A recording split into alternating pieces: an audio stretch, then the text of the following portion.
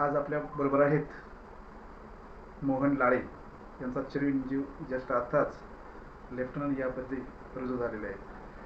तर मोहन साहेब, तुम्हाला तुमचा मुलगा आता लेफ्टनंटपदी रुजू झालेला आहे, तर त्याबद्दल तुम्हाला काय वाटतं? तुमचं फिलिंग काय आहे? आमचा मुलगा लेफ्टनंट झाला याचा आम्हाला खूप अभिमान आहे. आम्ही जे केलं ते आमच्या पुढे 2 पाऊंड पुढे गेला आणि लेफ्टनंट प्राप्त केलं. त्याच्यामुळे बाकी घरच्यांना, घरातल्या मुलांना एक वाट मिळाली की पुढे काहीतरी आपण करू शकतो.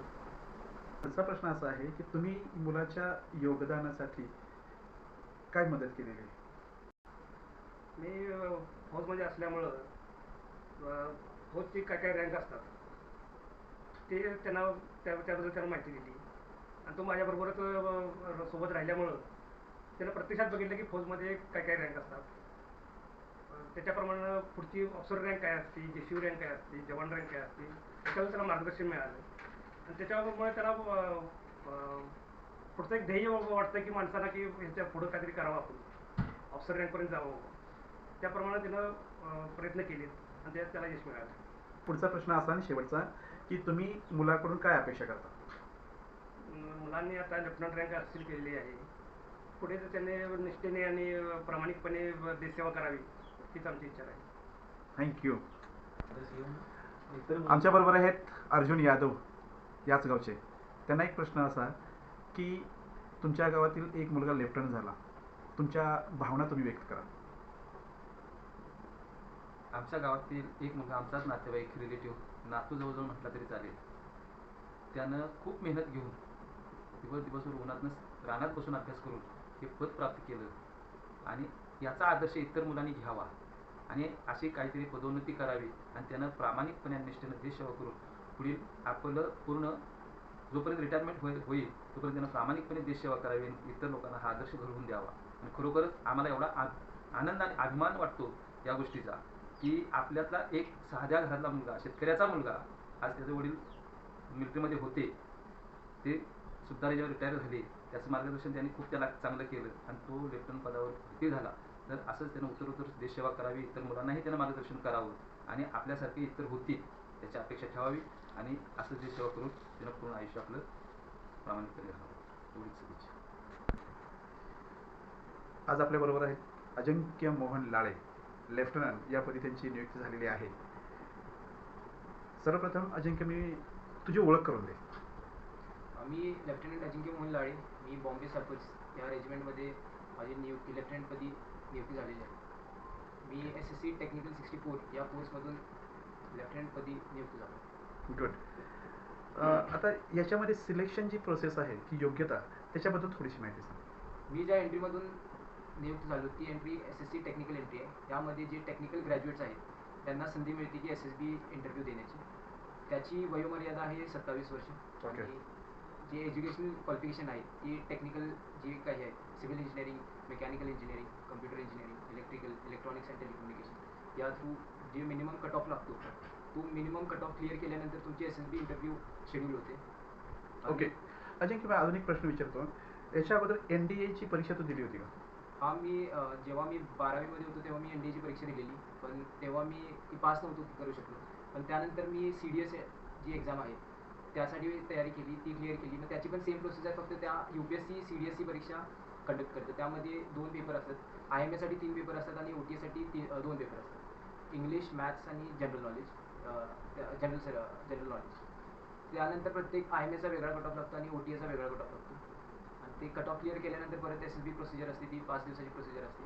ती क्लिअर केल्यानंतर तुमचं यामध्ये सिलेक्शन. ओके अजिंक्य, SSB इंटरव्ह्यू क्वालिफाय होण्यासाठी काय म्हणजे किती मार्कासाठी कट ऑफ असतो किंवा कशा पद्धतीनं तू त्याची तयारी केली होती जेणेकरून तू SSB इंटरव्ह्यूला क्वालिफाय होशील?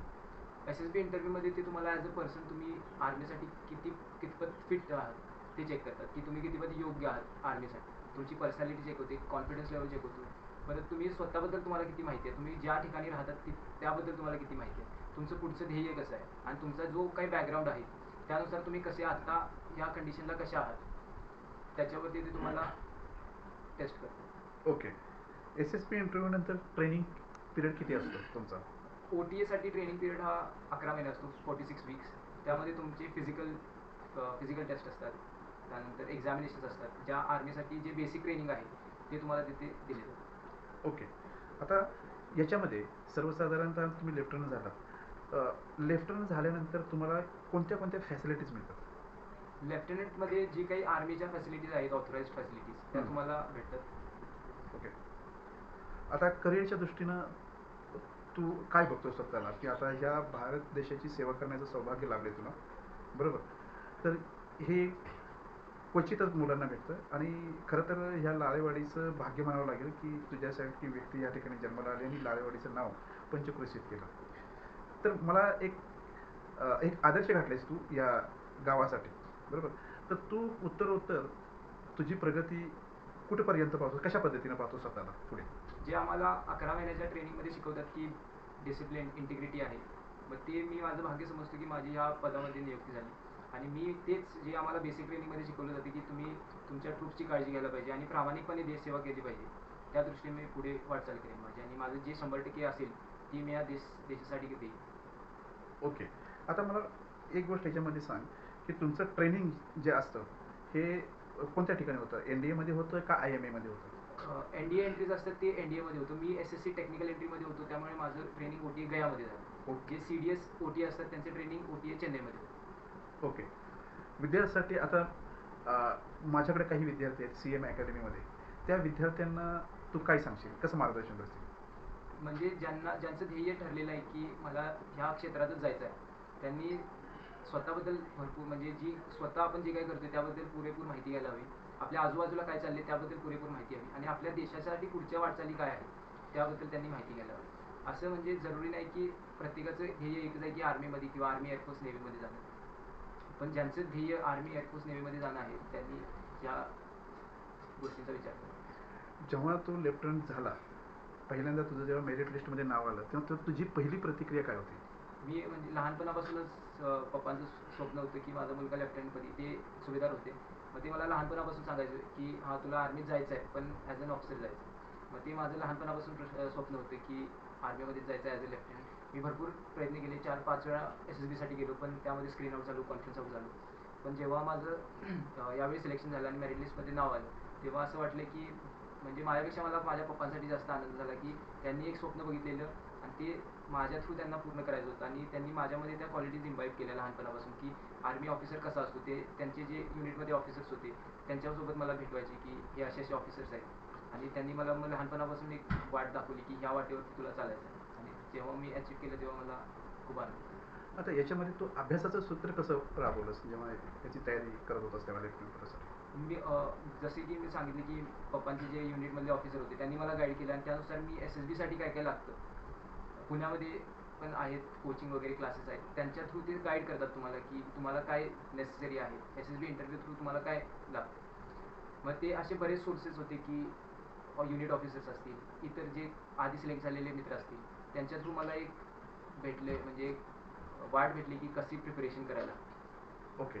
म्हणजे तू डायरेक्ट एंट्रीमध्ये टेक्निकलमुळं तू डायरेक्ट SSB इंटरव्ह्यूमध्ये हो. हे झालेलं आहे आणि त्याच्यामध्ये हे केलेलं आहे. ओके. आता तू ह्या तुमच्या गावच्या मुलांना काय संदेश देतो?